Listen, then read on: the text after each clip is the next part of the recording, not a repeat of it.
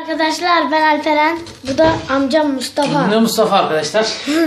Size yaptığım tarif öksürüğe birebir çok iyi gelmektedir. Siyah turbun içine oyuyoruz arkadaşlar. Biraz yoğun fazla oyuyoruz. Daha sonra bu oyduktan sonra arkadaşlar bunun içine bir bal koyuyoruz. Bal sabaha kadar ince bir delikle deldiğimiz yerde süzecek. Alperen'cim kürdan var mı?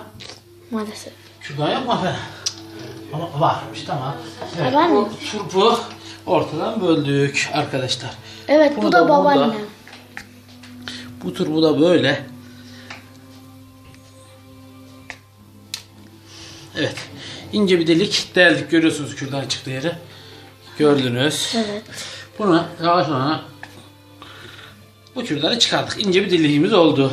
Daha sonra bunu bardağa koyuyoruz. Pardon, bu bardakta su var. Bardakta bir şey olmaması gerekiyor arkadaşlar. Bunu bu şekilde bundan damlayan bal, bu balı bana daha önce annem verdiydi. Hasta olunca geri getirdik. El elde baş başta, bizde de yok, sizde de. Sizin var mı yok? Yok ana, nereden olsun? Evet, bu balı böyle gördüğünüz gibi arkadaşlar. Bu bal o ince delikten turpun suyuyla beraber sabaha kadar sızacak.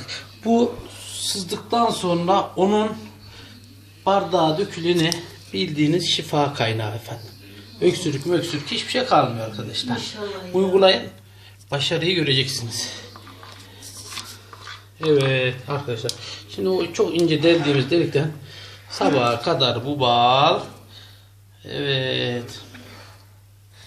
Anca bu bal bir Bakın arkadaşlar, sabah 2 bu balı. gün falan. 2 gün önce. 2 gün Hayır önce. efendim. Sabah bu bal aşağıda olmuş oluyor. O turpun suyunu da aldığı için birebir öksürüğe 10 numara. Deneyin. Başarıyı göreceksiniz. Kolay gelsin. Sizi seviyorum. Bay bay. Bye bye.